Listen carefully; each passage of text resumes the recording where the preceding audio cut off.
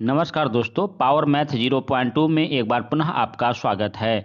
आज हम लेके आए हैं सिलेबस डिस्कशन जो क्लास 10th के मैथ से रिलेटेड है।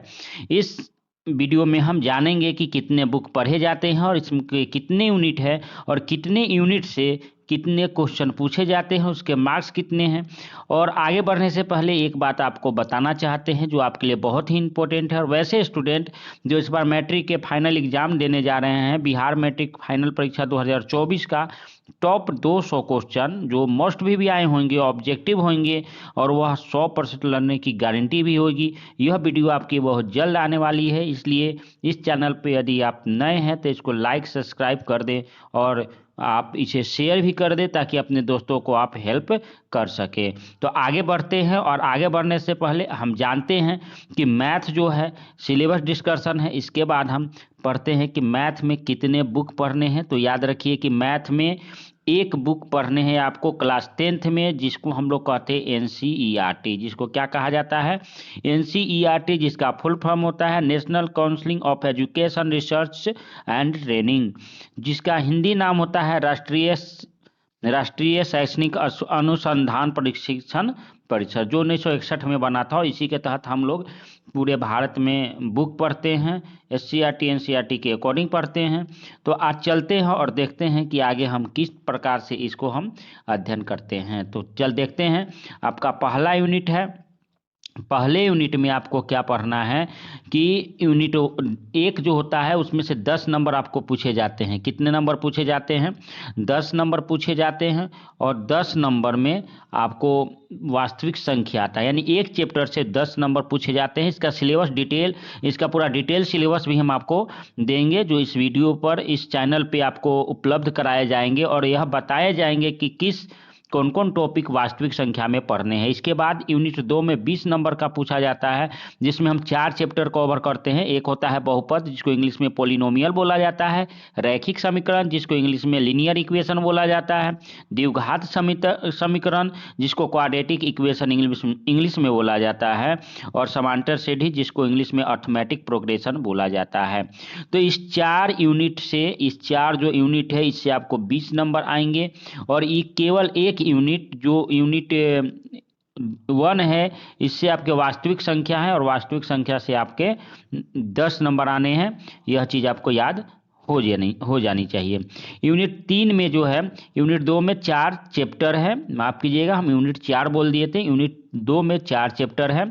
इससे आपको 20 मार्क्स का क्वेश्चन आएगा और 20 में 20 आपको बनना चाहिए। यूनिट 3 में आपका है 10 मार्क का, जिसमें हम लोग निर्देशांक ज्यामिति पढ़ते हैं।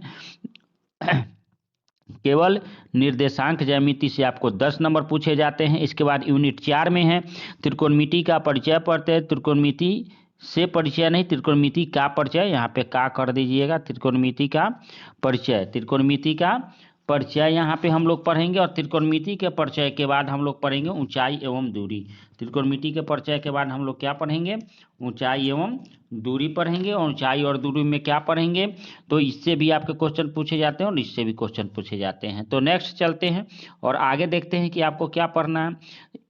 यूनिट 5 जो है, इस यूनिट 5 में आपको समरूप त्रिभुज के बारे में पढ़ना है, वृत्त की स्पर्श रेखाएं पढ़ना है, ज्यामितीय रचना पढ़ना है। इससे आपको 20 नंबर आएंगे। और 20 नंबर यह आपके लिए बहुत ही इंपॉर्टेंट है, क्योंकि सबसे हार्ड जो सेक्टर है, सबसे इम्पोर्टेंट भी कह सकते हैं और हार्ड भी कह सकते हैं। वैसे आप पढ़िएगा तो सारा इजी है, लेकिन 10th स्टूडेंट का जो लेवल है उसके हिसाब से अगर आप चैप्टर वाइज देखा जाए तो यह आपका सबसे हार्ड आता है। और सबसे इजी में हम यहाँ सांख्यिकी और प्रायिकता को देखते हैं। तो चैप्टर यूनिट 5 से आपको 20 नंबर के आएंगे। और यूनिट 6 से, जिसको हम लोग ठोस आकृति का आयतन तथा क्षेत्रफल, इसमें गोला, शंकु, बेलन, यही सब पढ़ा जाता है। इस गोला, शंकु, बेलन, घन, घनाभ से 10 नंबर के आएंगे। और इसके बाद यूनिट 60 है, जिससे आपको 10 मार्क्स का पूछे जाएंगे, जो कि सांख्यिकी और प्रायिकता, जिसको प्रोबेबिलिटी बोला जाता है। इससे आपको 10 नंबर के पूछे जाते हैं। तो यह आपका पूरा 100 का 100 नंबर का यही आपका सिलेबस है।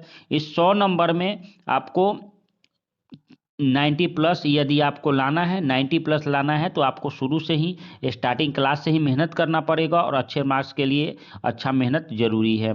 आप शॉर्टकट तरीका से आप नहीं पढ़ सकते हैं। तो देखिए यह जो सिलेबस बताए हैं हम 100 नंबर का बताया है, लेकिन एग्जाम में आपको जानते हैं कि एग्जाम में 200 नंबर का पूछा जाता है, जिसमें से आपको जवाब कितने का देना है, 100 का देना है।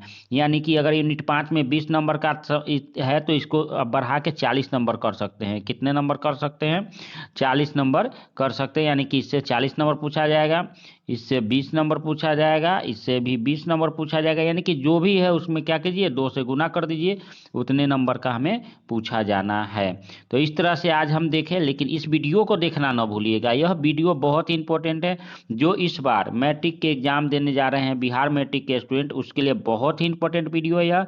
एग्जाम सेंटर पे जाने से पहले या एग्जाम सेंटर के इन करने के पहले एक बार आप इसे जरूर देख लें। यह आपके लिए मस्ट भी आई है, 100% लर्निंग की गारंटी है।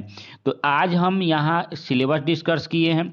इसके बाद हम एक बेसिक मैथ्स क्लास लेके आने वाले हैं, उस क्लास को आप ज्वाइन जरूर कर लीजिएगा। वहाँ पे आपको सभी चीज़ जो है फ्री ऑफ कॉस्ट दिया जाएगा। हमारे इस चैनल को सब्सक्राइब जरूर कर दें। यदि आपको वीडियो अच्छी लगी हो तो लाइक ज़रूर करें, ताकि हमारा मोटिवेशन बना रहे, और इस वीडियो को ज़्यादा से ज़्यादा शेयर करें। तो आज के लिए इतना ही। आपने यह वीडियो देखा, इसके लिए बहुत बहुत धन्यवाद।